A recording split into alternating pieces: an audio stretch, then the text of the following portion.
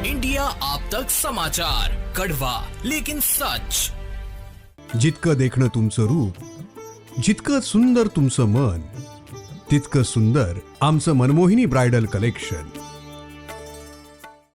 महाराष्ट्र की राजनीति में गंदी भाषा और भद्दे तानों की परंपरा शुरू करने वाली उद्धव ठाकरे संजय राउत गैंग की अश्लील भाषा का हिसाब देवेंद्र फडणवीस ने आज चुकता कर दिया. उद्धव ठाकरे ने देवेंद्र फडणवीस को लेकर कहा था, या तो तू रहेगा या मैं रहूंगा. अब देवेंद्र फडणवीस 5 दिसंबर को तीसरी बार मुख्यमंत्री पद की शपथ लेने जा रहे हैं.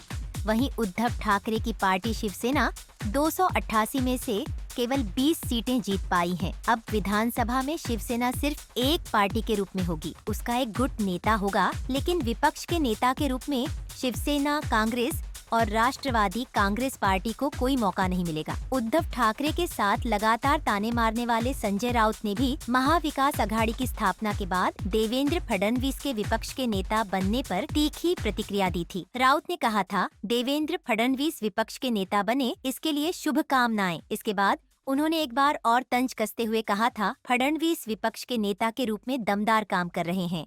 महाराष्ट्र की जनता उन्हें याद रखेगी. लेकिन 2024 के विधानसभा चुनाव परिणाम ने ठाकरे राउत के तानों को ही उनके खिलाफ सच साबित कर दिया. फडणवीस फिर मुख्यमंत्री बन रहे हैं और विधानसभा में विपक्ष का नेता भी नहीं होगा. मतदाताओं ने फडणवीस के नेतृत्व वाली भाजपा को 288 में से 131 सीटें दी हैं. 31 जुलाई को उद्धव ठाकरे ने मुंबई के रंगशारदा में एक सभा आयोजित की थी. इस सभा में उन्होंने देवेंद्र फडणवीस पर जमकर निशाना साधा. उन्होंने कहा था, मुझे और आदित्य को जेल में डालने के लिए देवेंद्र फडणवीस साजिश कर रहे थे, लेकिन मैंने सब कुछ सहन करके मुकाबला किया है. मैं मजबूती से खड़ा हूँ. अब या तो तू रहेगा या मैं रहूंगा. गीता में भी यही कहा गया है. अर्जुन ने जब देखा कि उसके सामने उसके अपने खड़े हैं तो उसे भी पीड़ा हुई थी. क्या मुझे पीड़ा नहीं होती होगी? लेकिन भाजपा चोरों की पार्टी है. उद्धव ठाकरे ने यह भी कहा था, यह हमारे लिए आखिरी चुनौती है. इसके बाद हमें चुनौती देने वाला कोई नहीं रहेगा.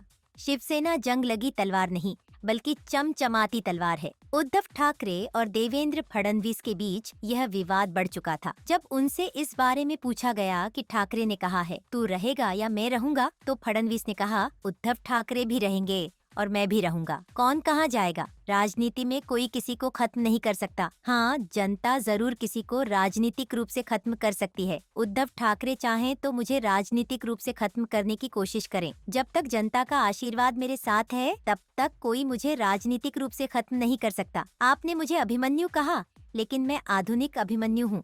मुझे चक्रव्यूह में प्रवेश करना भी आता है और उसे भेद कर बाहर निकलना भी. कौरवों के खिलाफ अभिमन्यु लड़ा था और मैं भी कौरवों के खिलाफ लड़ रहा हूँ. महाविकास अघाड़ी के मुख्यमंत्री बनने के बाद राउत ने फडणवीस पर कटाक्ष करते हुए कहा था, महाराष्ट्र में विपक्ष रहेगा ही नहीं.